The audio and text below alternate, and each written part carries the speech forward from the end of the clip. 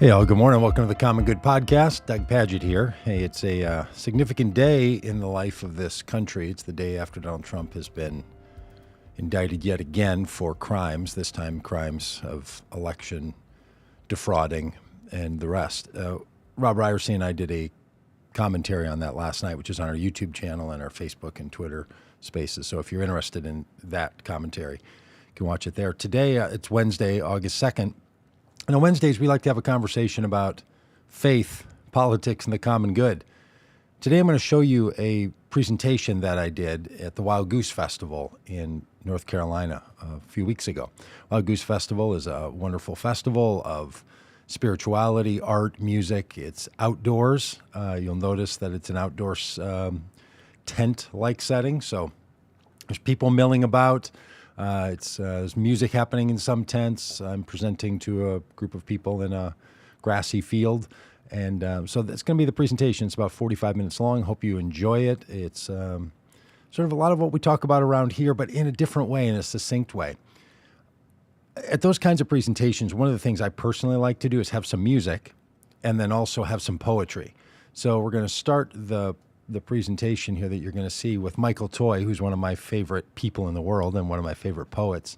And he had just that morning written a really great poetry piece on deconstruction. And so Michael is going to be the first person that you see on the stage, and then giving that brief poem that he had written, and then I will follow him. And look, even though we're showing a video, we're doing this as a live stream. So I know that there's people who are regulars on the live stream. We love having you around. If you want to chat, I'm going to be sitting here right in space, right here. Put your comments up on the screen. So if you want to make some comments, hope that you'll interact. I will be here at your helm, putting up your comments. So if you're on Facebook or YouTube, but especially on YouTube, if you don't watch us over on YouTube and you're willing to, it helps. YouTube is a place that we like to spread our videos, and you watching them there causes more people to watch them. It's the magic of an algorithm. So if you're able to watch it over on YouTube, we'd very much appreciate that. So here it is, a presentation from the Wild Goose Festival, Faith, Politics, and the Common Good, with the lead off from the poet, Michael Toy. Thank you, Doug. All right, so this poem is called Deconstruction for the Doomed. There's the word deconstruction is floating around a lot. It's not memorized, so I apologize for that. Here we go. I have to remember how to do this. Deconstruction for the doomed. If you've heard this word and you didn't run screaming for the room, but you stopped to listen, like maybe there was something there, then this will be a helpful guide, because there are precisely 4 things you need to know. God, I can't do this with one. Deconstruction is not destruction. If you want to blow the whole thing up and walk away from the flames like an action hero, with it in the background, striding towards a sunset with no Sundays in your future, oh, God bless you. Do that. That's awesome. But this isn't a poem for you. Okay, 2. Deconstruction is love. So for some reason, even though you probably should have, you didn't blow the whole thing up and walk away in slow motion. So you got to ask yourself, why? Now, it doesn't matter how ugly that reason is. Why are you still here? And you have to learn to love that. So just because it's a paycheck, yeah, love that. Because you want to somehow honor a legacy, love that. Because you're just lost and don't know where else to go, love that. Love, but you have to love the reason that you're still here. Okay, 3, deconstruction technically is reading between the lines or listening as the lines read the spaces to you. So once you see the context and the subtext and the texture of the paper and the color of the ink and what you had for breakfast and who didn't eat breakfast that morning, you'll find angels singing a song that someone once heard when they wrote the line. You're going to find the dead ghosts who haunt those words. You're going to find the demons telling you that if that's where that song leads, you should just blow it up now. So gather up the angels and the ghosts and the demons, and you're ready for 4. Oh, wait. I forgot. Should have led with this. The first rule of Deconstruction Club is you don't talk about Deconstruction Club, because love is knowing that unless somebody feels the ghosts and hears the angels, they will probably see you as a demon. Okay, now we're ready for, now this is 5 of a 4-step thing. Deconstruction is a mad tea party with you and the ghosts and the demons and the angels, and you're seated around a table talking and trading seats over and over again until none of you is certain which one is which. All right, 6. Deconstruct dead. How do you know when you're done deconstructing and it's time to reconstruct? So deconstruction is a secret speakeasy behind a hidden door. It's a flash mob on the roof.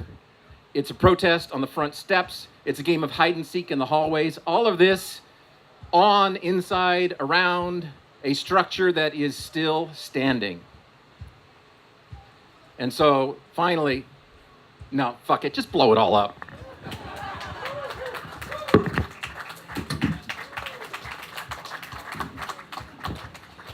That is Michael Toy. If you would like to make some poems, Michael is hosting a poem writing experience constantly over at the Vote Common Good tent right behind us. So if you're into that, or if you're a poet yourself, or a musician, or just have something to say, we have a microphone and speaker over there that anybody can come use anytime you want. Your chance to just say some things. But if you want to work on poetry, you can find Michael over there. If you want to be on our podcast, let me know. We'll interview you for our podcast. And if you just want to say something or sing something to the rest of the people here, we'd love for you to do that.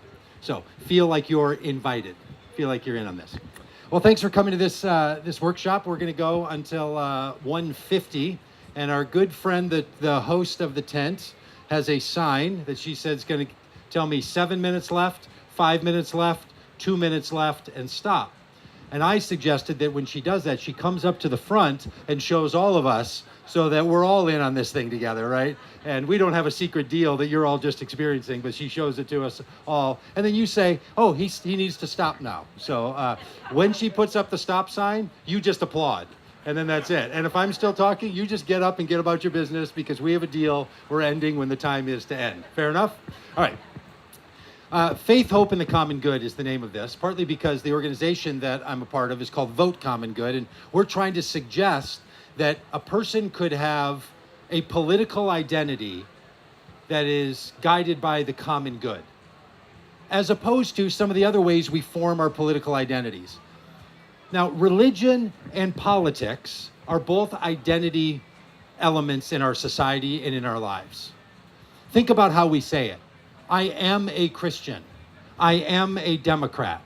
I am a Green Party member. We talk about ourselves and our identity in political and religious terms that capture us as to explain who we are to ourselves and to others.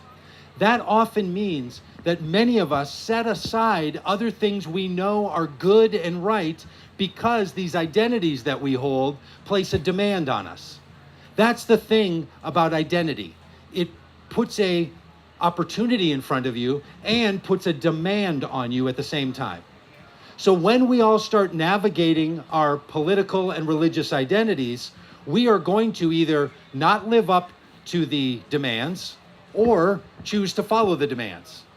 And this goes on constantly, right? For some of us, we've sat in churches and all of that battle is just going on inside of our heads, right? We're just like, I don't know if I'm still going with this thing or not.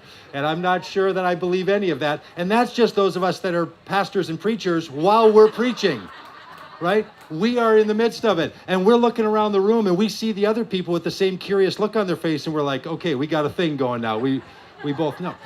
Because identity is never fixed, because identity is always being interrogated, if it's healthy, and because identities should be permeable and should be transferable.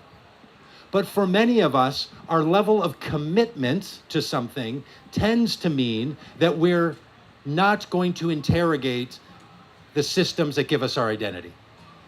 So when we talk about political identities and religious identities, many of us have found that those became wedded together at some point. I have friends that went to church and they got their Christianity, their Catholicism, or the Protestant versions, and it came with a built-in commitment to being a Democrat. Everyone they knew was a Democrat, Everybody voted for Democrats. They have a picture of John F. Kennedy in their mom's kitchen that tells you that you're right next to a cross and you are a Christian who votes for Democrats. And there's people for whom their political identity became wedded to Republicanism. It's as if they pulled into the drive-thru at Wendy's and ordered the number 2 and it just came with the fries. They didn't know you could swap the fries for a salad because they never tell you that at the drive-thru.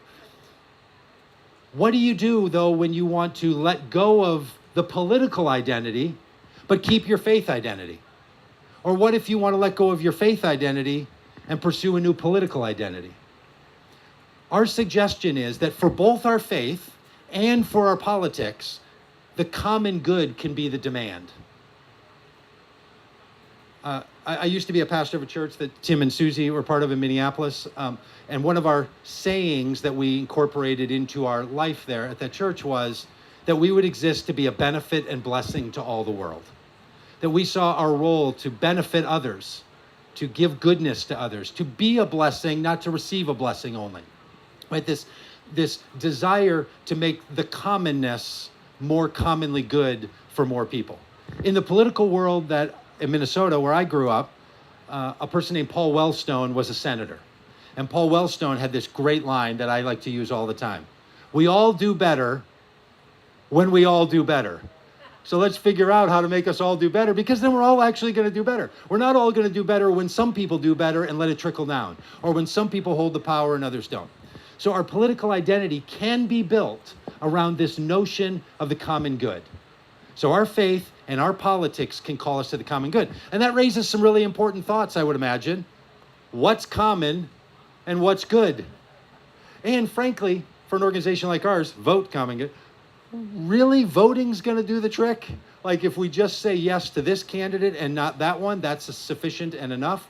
So these become really haunting kinds of questions, right? What is common and what is good? Well, when it comes to common, I don't know, we'll talk about that a bit. But when it comes to good, I have the answer to that one. That's why you came into a tent, to listen to somebody who can tell you the answer to it. What is good? You know what's good. You know it. You don't need me to tell you. There might be some things that you're like, I'm not sure if it's good, but there is something I know is good, and I'm going to be committed to that. In a tent like this, which is, I don't know, somebody already counted the number of people in this room? Because you're somebody like me that when you get into a room, you just keep counting things because it helps your mind stay active. Like somebody who knows how many wires there are in here and how many lights and how many speakers. And I don't know, 60 people? Is that a fair number in this room? Okay. Oh, we're going to count in a minute. There's a counter. Wild Goose, we count because people count. Yeah.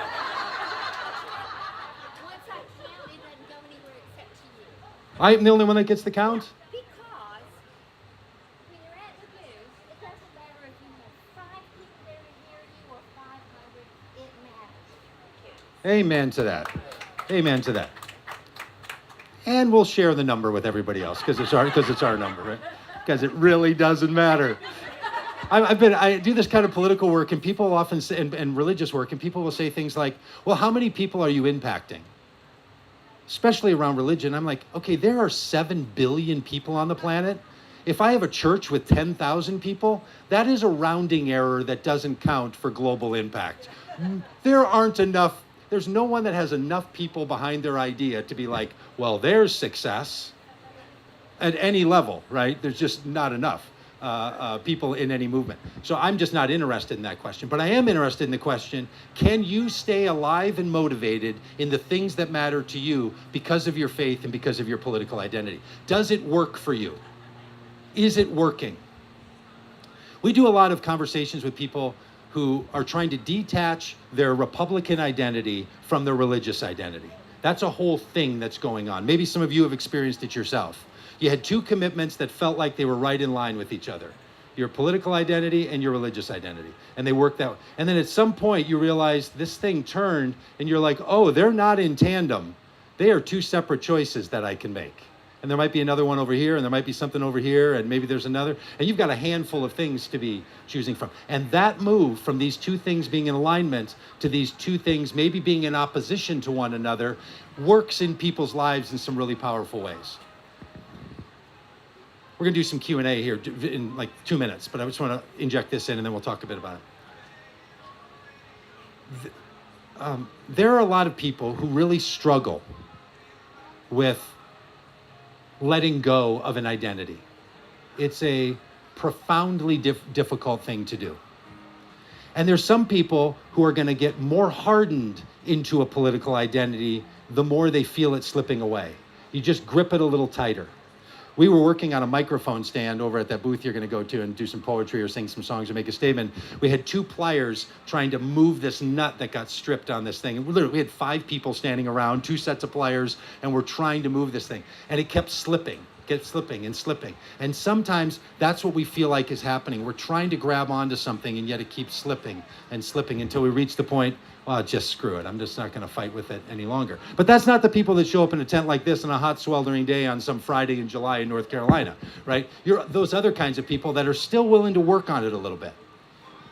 One of the primary questions, there's 3 questions that we can ask. I think one is really primary, about someone's belief in what is good. And that is, what do you believe? It's a great question. Ask people. And when you're in political, religious conversations that have strife amongst them, with parents or children or siblings or neighbors or coworkers or religious leaders, it's great to ask someone, what do you believe? Because when we think we know what they believe, we've missed a great opportunity to build on what we already knew. Rarely have I ever asked someone, tell me what you believe about X, Y, and Z. And they said something, I'm like, honestly, I had every one of those. I had you nailed. Because that's not how it works. So the question of what do you believe, super important, ask it honestly. The second important question is, why do you believe it? From where does that come? What's your information? What's your background? Like, where did you hear that? That's an interesting thought, right? Different question, what you believe versus why you believe it. But the third is the magic. That is the question, what does this belief do in and for you? How does it function in your life? Because none of us believe things that don't serve us in some way. Now, they may not serve us beneficially, but our beliefs are performative in our lives. They do a thing. And when we can understand for ourselves and for other people, what is that belief doing for you? How does it function in your life?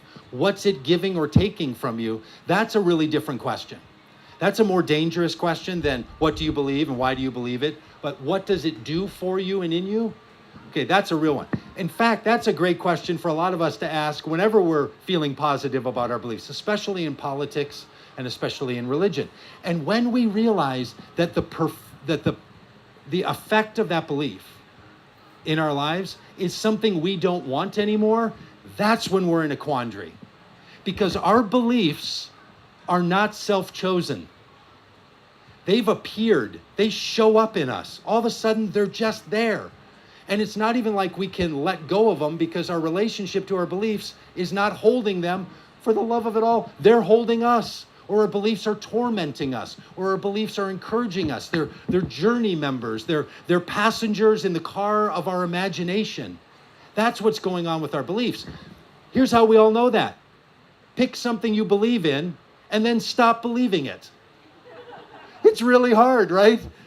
So what do we end up doing? Not stopping beliefs, but swapping our beliefs, one for another. From things that we believed to an other thing we believe. Do you remember being a child or maybe watching a child use the monkey bars in a playground? With the rungs that are that way, and you'd grab one and then you'd swing over and grab the other one? Maybe you're like me, that I was terrified when I had 2 hands on it, that if I would let go of one hand to grab another, if I would fall or not. Because I never felt like my hands were as strong as my body weighed. I'm a big person. I was, like 6 foot, 160 pounds in 6th grade. It was a real 666 magic moment. So when we're doing those things, I'm like, oh, there is no way I'm one-handing this thing. And if what someone was telling me was not let go of the monkey bar so you can grab the next one, but just let go of the monkey bar and hang there by one hand. We just don't do that internally, metaphorically, spiritually. But what we are willing to do is swap it one for the other. when someone says, are you willing to take a risk and let go of that bar so you can grab the next one? Then it becomes a possibility. But we're not just letting them go because our beliefs don't belong to us. We belong to them. And now we're having to negotiate those beliefs, right? You wake up in the middle of the night, you're thinking something about yourself, your friend calls and you look at your phone and you're like, oh, or oh. Like those are just internal reactions that visit you. So when we start talking with people about faith, politics, and the common good and what the good could be and how could we live in this world together, we're not inside of a system and a structure of ideas. We are inside of personal dilemma, personal dramas. I have a friend that likes to distinguish between a problem and a predicament. He says, problems have solutions. There are many problems, and we know the solutions. Let's kick them in, right? Small little petty problems, big ones, we're like, honestly, we can fix this. Here we go. But most of the things that seem to be disturbing to us, they're not problems. Race isn't a problem in America. Race is a predicament. And predicaments require multiple responses to moments of drama. Problems and solutions are great when they fit, but predicaments require multiple responses to live into a new drama. And that's the project that we all need to be up to. The reason I say all of us is because that is the project we're all up to. That is the thing we're actually doing. We are trying to figure out, what is my response to this predicament? Not just what is the answer to the problem. Now here's the thing about politics as I've learned it. And we're an organization that works a lot with politicians. We help politicians know how to connect with faith voters because we want to see more faith voters have agency in their political identity than they currently have, especially those who feel tormented by a Republican identity and want to keep their faith identity but want to let their Republican identity go. It's hard. It's really hard work. So we spend a lot of time with people and talking to people about all manners of these things. And when you say to someone, tell me your story of your belief, not that your belief isn't true, it's a story like that, but how did you get there? What does it do for you? What's happening in you now? Politics, on the other hand, this is what I get from working with a lot of politicians, is I came to Congress, I came to the State House, I came to the school board to solve a problem. And I'm going to find this, I know the solution, I'm going to solve the problem. Then they get there and they realize, oh, we're in the middle of a grand drama. We're in the middle of a predicament. Uh-oh, this isn't something I can solve. We need to figure out multiple responses to this, and we're going to need all of you to respond in some way to handle this predicament or to deal with this. That's a really different project. So our politics don't serve us well. So the citizens of a nation, I would love to say, should be encouraging us to declare this is not a problem. Gun violence is not a problem. Inclusion is not a problem. The climate is not a problem. They are predicaments that draw us into huge dramas that have massive consequences that we need all kinds of responses to those things. Now, some of us find that kind of language really fun and encouraging. They're like, oh yeah, so I'm not a problem solver, but I'm a responder. And some of you are first predicament responders and you are ready to go. And you might not have a lot in your bag of tricks, but you find that bag of tricks of what your thing is and how you can do it. And all of a sudden now you're off and running in responding in positive ways to change the narrative of this drama. But we're not just fixing a problem here or there. I mean, we should, and people do that all the time. Sometimes they get blended together. You call your plumber and you're like, hey, I got a leak and it's coming through my ceiling. And they'll come out hoping it's a problem, right? Gotta fix it, and then I'm gonna go, and you're gonna pay me $742, and we're all gonna be happy, because it was a problem. And then the plumber says, hey, can I talk to you for a minute? You don't have a problem. You have a drama on your hand, that you have multiple rotting pieces of structural wood in your ceiling. Where are we at? 10 minutes? Oh, thank you for that, and do not give us one extra minute. These people have important things to do today. So distinguishing between problems and predicaments is super helpful, especially when we're determining what is good. When do we see it? And what can politics do for the common good? My friend Shane likes to say, When I deal with politics, I'm trying to do harm reduction, not problem solving. Can we think about it as a harm reduction strategy? So sometimes he says, I'll vote for somebody, even though it's not, but I think they'll do less harm than somebody else. Or I'm asking them to help us deal with grand predicaments in our society. The same goes with faith. And this is why political identities and religious identities often become wedded together. Because our faith is also a multiple response reaction to multiple predicaments. That's why the preaching seems so silly sometimes when it's problem solution oriented and not predicament resource development sermons, or our music, or our structures, or the narratives we're telling about it. God's got a plan, I've got a problem. No, you've got a problem, God's got a plan, and the choice is up to you. That kind of thing. Yeah, no, not really. I think we're living in a grand drama that has all kinds of stuff going on. And if I feel like if I move any one piece, it's going to move all the pieces. And now I don't know what to do. So when we start to ask people, what do you believe? Why do you believe it? What function does it have? That's drawing us into the drama. Realizing that these are human beings who do things at night. Like go to bed and have dinner. I heard a comedian say once, when I'm around super intimidating people that have more power than I do, I just like to think some point tonight, they're gonna be laying on their pillow, they're gonna slightly sit up, turn their pillow over to the cool side, lay their face back down and go, that's so much better. It's like, that makes me feel like we're doing the same thing at night. They have more power now, but when they lay on a pillow, just like the rest of us, they're gonna find the cool side and it's gonna feel pretty great. What he's trying to suggest in that little comedic pitch is these are people system structures. Now, there are systems and structures that feel like they're just running on their own. They're Chat GPT level of like, I don't know, it's just doing stuff with large language models. I don't even understand. I don't think there's anybody even behind this, right? There's just the invisible hand moving the powers. Until we look around and we're like, oh yeah, that invisible hand, there it is. There's that hand. I see that hand, right? That's what we end up finding ourselves in the midst of, our grand predicaments. And if the common good, just the notion of who we leaving out, and are we common enough, and good, is it good enough? Have you had somebody talk to you about the book of Genesis using it was good, it was good, it was good, it was good, it was good? Is that 6, 7? It was very good. Most of us, when we hear good, you know what we compare it to? Bad. It's good and bad. The good, bad, and the ugly. Got a subtitle right there, right? The good, the bad, and the ugly. But in the book of Genesis, it's not arguing with bad.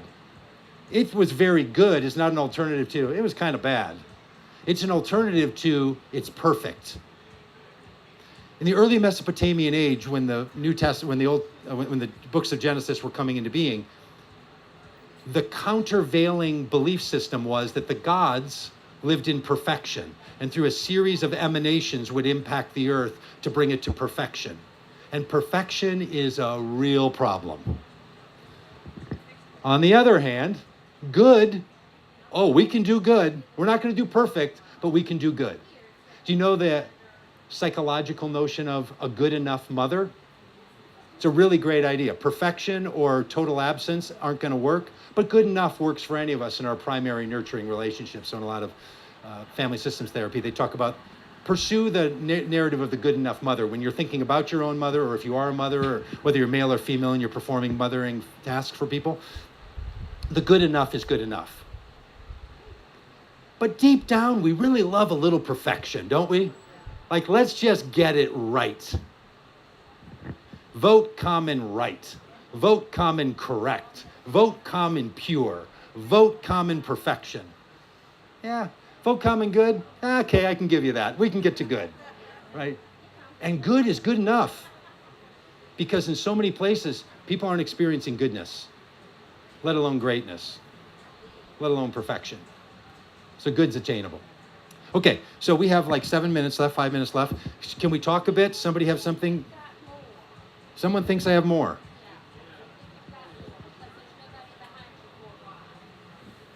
Okay, no. So till 1:50, is that when we're going? Yeah, 1:50. She says relax. Does that seem like something I'm interested in? Thank you for that. That's a great encouragement. I will try. Yes. So, speaking about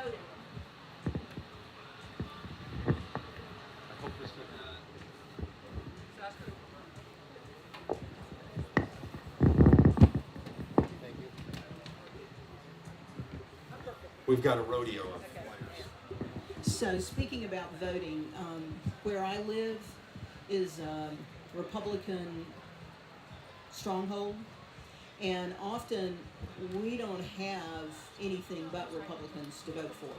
Can you speak about that at all? And don't tell me to run for office. Well, my first bit of advice is do not run for office. My second bit of advice is find somebody else in town that'll run for office. Okay, so a couple of things, truly. 88% of congressional seats are already determined which political party is going to have that seat.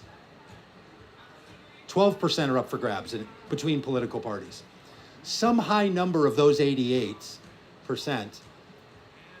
have no one contesting them. How many people live in a town where the congressperson or state legislator has no competition? It's amazing, right? Like literally no one. There's not anyone on the ballot. Not just they're not going to win. There isn't anyone. So that's worth solving. But until that actually is going to, change power, what we should and can do is say to our Republican friends, if that's your dilemma, and if you have dilemmas with, independent politicians or Republican or Democratic voters, is to ask them is it possible that there could be a better version of what they think is good? Right? Is it possible? Possibility is a great term. It's like the word maybe. Oh, one of the greatest terms in human experience is maybe, right? It's not just a pass off that we all have done to children and grandchildren at some point, like, well, maybe. But truly, maybe, it's a possibility. Is it possible that maybe there's a better version of the things that you think are good? So to ask our friends and family that. But here's the big thing. Most people spend almost zero amount of time thinking about their political identity. It just exists. It's just in there. It's not challenged, it's not interrogated, it's not brought up. They don't ever think about it. In fact, if you say, well, your party stands for such and such, they'll be like, oh, I didn't know that. Yeah. Or, did you know your representative has this first name? Nope, didn't know that either. Just don't know. There are so many people who don't know much about any of this stuff. So helping people have an opponent is a really good thing for democracy. Like if I was doing a democracy, what makes democracy good? Yeah, like choices are good. I come from a state and a city that has ranked choice voting, which means you don't just vote for one, you vote for your first, second, and third. Where?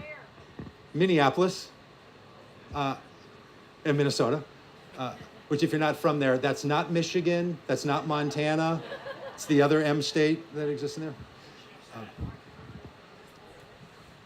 The problem most people have with ranked choice voting, though, is they don't have three choices. They barely have in their minds. They're like, I don't know any of these people. It's like voting for school board members. I don't know who they are. I'm going to pick the name I think is the most fun sounding. That's how I've done it in the past. Anybody else walk into a voting booth, looked at names on voting things and be like, I have no idea. So then we resort to our party affiliation, not a common good credential or something. So it's, you're likely not going to change the power balance with the Republicans in your town, if that's the thing you're onto. But there's a better version of the things they think are good than the ones they're currently taking. So when you see yourself then as an ally and an opposition, you would rather they not be your representative, but as long as they are, you'd like them to have maybe a little better version of the thing that gets them elected. Because the beauty of that approach is now you're both responding to the predicament and not seeing a problem being solved by a different candidate, right? Because you're in on it together. That's one of the real struggles, is that we don't honestly tend to believe that people who believe differently from us are in the same project we are in. We tend to believe that they're trying to unravel our project. Now I'm just doing a little self-talk here, like a lot of presenters do, right? So I'm speaking to myself more than I am you, and if that drive-by happens to help you, a little drive-by wave there, and you're like, okay, I got that one, great. But if not, let's find a way to pay a little bit more attention. But most people don't know. And and also, they don't care. They really don't care. I mean, I know this because we travel around the country in all kinds of ways and talk to people all over. Oh, they really don't care. And they don't vote. Yes. Yes. People rarely do what we want them to do. It's one of the dilemmas, right, to our lives. Some of you, you've nailed it. People in your life, people you don't know, they're kind of doing the stuff you're hoping they will do. Most of us don't have that experience. So we start with that as that is not the problem to be solved. That is the condition under which the drama is unfolding, right? So when I say to myself, honest to goodness, why do people not vote? I want to move that out of a problem solution, because when we see there's a problem that people are not utilizing the solution to the problem, it just makes me crazy in my brain, right? I want them to do something about that. Fix it. We did a cross-country bike ride from San Diego, California to St. Augustine, Florida, along the U.S.-Mexico border, a thing called We the People Ride, and we're making a documentary about it, moving back and forth across the border on the 67-day, 3,146-mile bike ride. The road surfaces in much of Texas is just simply a problem that needs to be solved. It's just bad. That chip whatever, I mean, just unbelievable. So for hours, day after, riding 50 or 70 miles on this stuff, you're just like, oh my gosh, I'm gonna get home and I'm gonna call someone and find out what they have to do in Texas, where I don't even live, to fix that road, because it's just and it's maddening. When we take that energy and apply it to human structures and conditions that are really a drama and a predicament, we get really frustrated. So my advice is, bring the opposition in as your co-collaborator on something better than what it is now. Super hard, but I think it's aspirational. And it would be great if we said to those around us, hey, I see you in on the same project that I'm in on. What can we do about this? But look, that's hard, because some of these people want to storm capitals, and some of these people want to, put kids in cages. And I'm not up with that. That's a problem we need to solve, but it's a problem set inside of a grand predicament. Never miss a good walkout, though.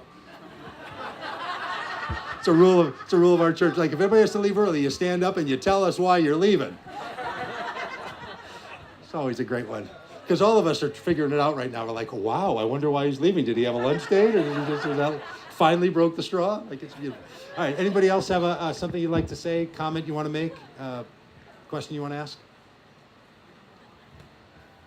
If I can't get this all the way to you, can you? That's as far as you're going. If we could get young people and African Americans or minorities to vote, I think there would be common good. How can we get them to vote? Black women, all of them. Yeah, the question, if I heard it accurately, was there's a number of younger people, especially inside of black communities, but also in white communities. A lot of young people are like a lot of other people who don't vote, so how can we get them to do it? I'm going to say two things. One is, you can't, so don't. The other is to paint a different picture of what voting does. Right? A lot of people don't vote. They don't understand. A lot of people don't vote because they don't want to feel stupid. A lot of people don't vote because they think it's all BS. A lot of people don't vote because they just think this is all so corrupt. I don't want to even get myself into it. I don't even want to be in the zone. We like to suggest that people swap out the me or the you that they're voting for. So to vote on behalf of someone else and not on behalf of yourself. So we like to suggest to people that you think about a foster child who can't yet vote, an incarcerated person who can't yet vote, a person who's come to this country and doesn't yet have access to voting. Could you vote on their behalf? In other words, could you become a voting surrogate for someone else? Because you don't care, and I don't want to. Second most difficult thing to changing someone's mind is getting someone to care. So if you can ask people something they care about, and a lot of people who don't vote would love to serve someone else. So rather than voting their own self-interest or for a cause, to attach it to a person, you will vote on behalf of so-and-so. And that can be a really powerful mental shift for people. Third point of my two important points. let's stop burdening younger generations to fix the stuff that we've all created into a mass dilemma. Right? Now they should come along and they should do it too, but holy moly, I don't want to be Billy Joel here, but like they didn't start the fire. This stuff has been going on for time and time. And then to say to them, hey, why don't you come along and be our fixer on this thing? Not always helpful to someone who's then said, now I got to carry this burden on behalf of all of the rest of you. So to invite them to join you in the thing you're working on behalf of someone else might be a moment of magic where some people will say, okay, I can see this as an others-focused pursuit. So then you can talk a little bit about policy if you wanted to, but most people don't vote on policy. Let's just be clear. They vote on identity, right? So policies should be there, but it's the tableware, not the meal. But you can then say to them, this particular policy really has great impact on someone. If you would be willing to vote based on policy for this person, because they don't have politics and voting as an internal identity. So they're not swapping a political identity for another identity. They're swapping a behavior for a different behavior. And sometimes the change of behavior needs an exceptional set of circumstances. So Samir, who's sitting over there, and we started this whole project together, likes to say, when you go into a voting booth, it's between you and your ballot. You can do whatever you want in there. You're free from the pressure. No one needs to know. You don't even have to tell anybody. So saying to people who feel that voting is not important, say, I know some people for whom it is, and would you be willing to do it on their behalf? It's kind of a way, it's just a way to shift the argument away from, yeah, it's good enough. No, it's not. Yes, it is. No, it's like that thing we all get into where all of a sudden we're 12 years old in the back of our parents' car on a long road trip, and we're arguing about the space between us, right? Just doesn't really go anywhere. I just want to say that black women vote a lot more than white women vote. And if you want to get black people to vote, befriend a black woman. And I mean befriend until you know them. And then they're going to tell you, well, my nephew would vote, but he doesn't have a ride. Or my brother would vote, but he can't read. Right? So, and the same is true of young people, right? If you want young people to vote, do you have a young person who's your mentor? Who's not you're the mentor, right? You're teaching them you're learning from them how to talk to young people.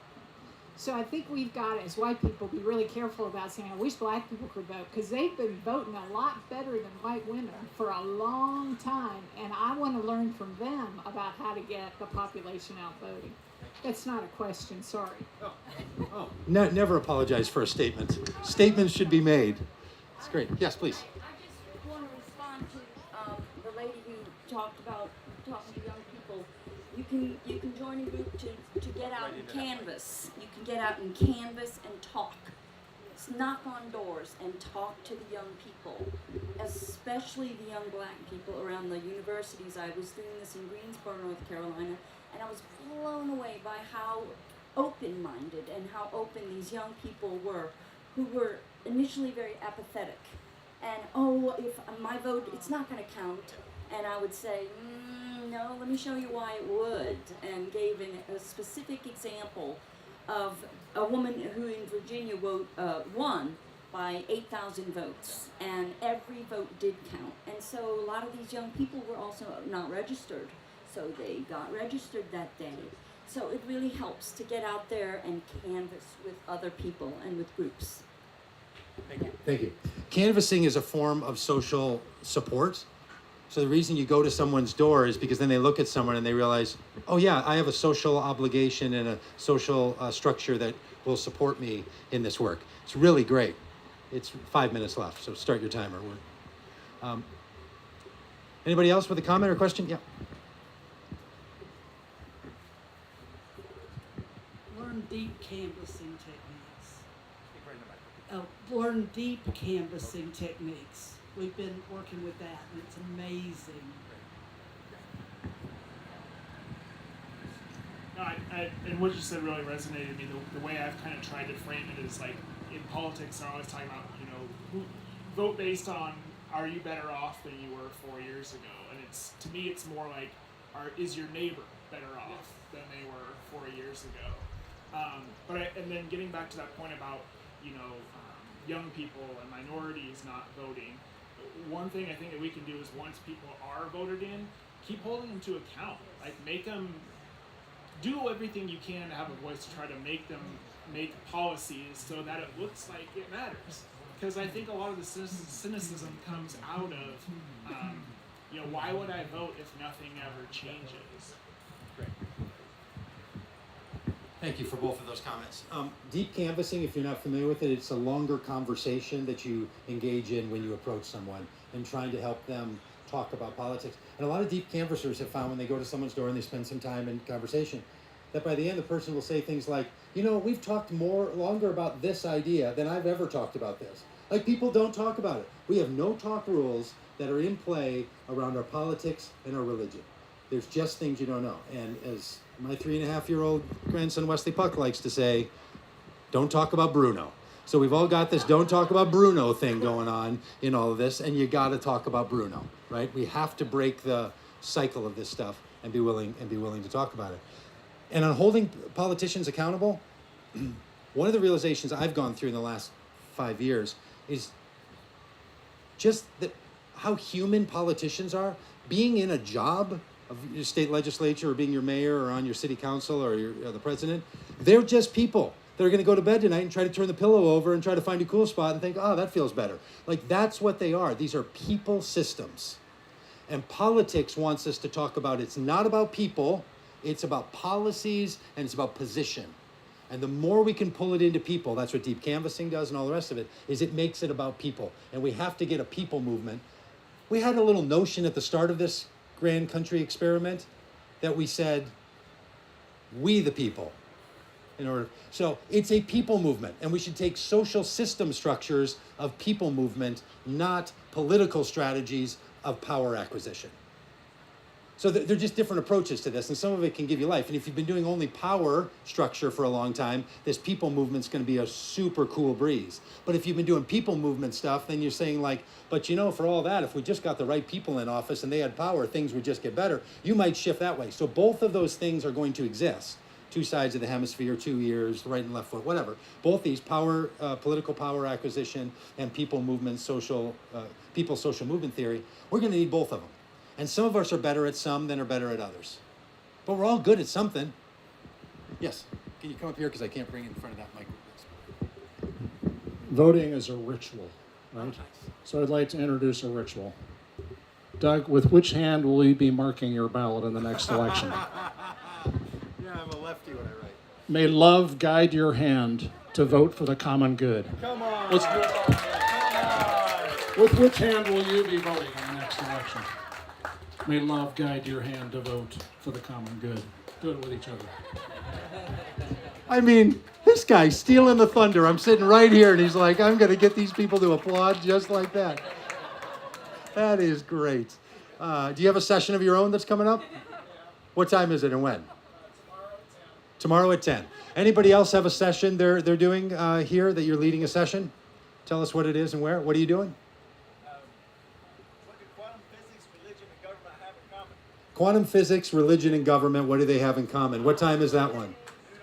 Noon on Saturday. Hey, here's the thing. People don't read the schedules you give them, right? Because you're like, I didn't know that guy was doing a thing. I didn't know there was one on quantum physics and religion, right? So it's okay.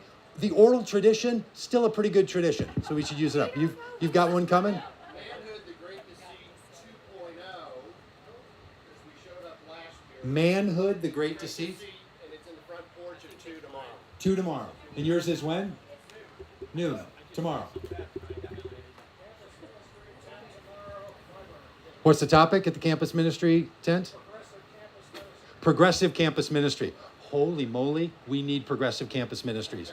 I tried it 3 different times and totally failed, so try to find somebody who can put this together because it is there is a lot of political and religious people are organizing on campuses, and it's not a lot of people we spend a lot of time with. Okay, we have 1 minute left. Can we stand up and do a little breath exercise together? Stand in heart or body, if you like.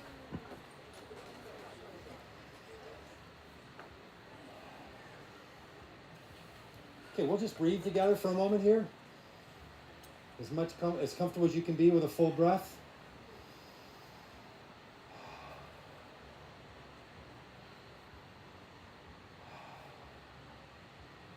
Now I'll invite you to turn to someone, look them in the eye, and just breathe with them.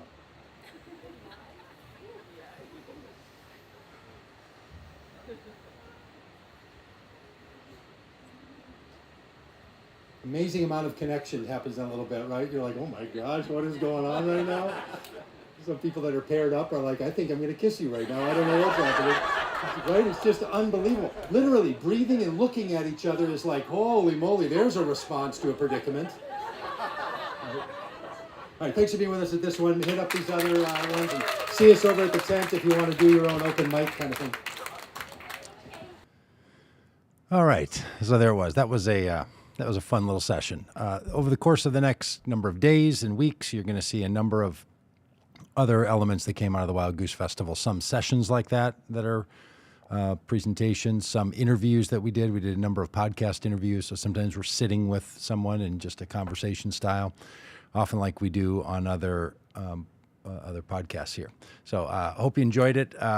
Yabbits, Alex, Jim, Mike, others in the chat, thank you so much. Kara, appreciate it. Christy, even Kelly, appreciate all of your comments. Glad to have you with us here on the Common Good podcast. Hey, if you know what we do at Vote Common Good, then glad you keep up with us. If you're new to all of it, head over to votecommongood.com. That's our website. You can sign up for our email. We send 3 emails a week, keeping you updated on things happening in the world and also actions and activities that we're up to. And the fall is coming, which is the time when we're going to start getting back out on the road, and we'll basically be out on the road in and out for the next year because things become even more clear this week that having Donald Trump be the president of the United States again is just an unacceptable option. And that is a predicament that requires all of our responses, and we at Vote Common Good will do everything that we can to give us another possibility in this country. So thanks for being a part of all of this, and if you don't know, we already have a podcast version of this, and also sometimes we throw up some other things on the podcast than what happens here. So if you're a podcast listener, maybe you want to go over to our website and sign up for our podcast, or look for it wherever you look for your podcasts. But our website's a good spot for that. All right. Thanks all for being a part of our community and being a part of this conversation today, and we will see you tomorrow.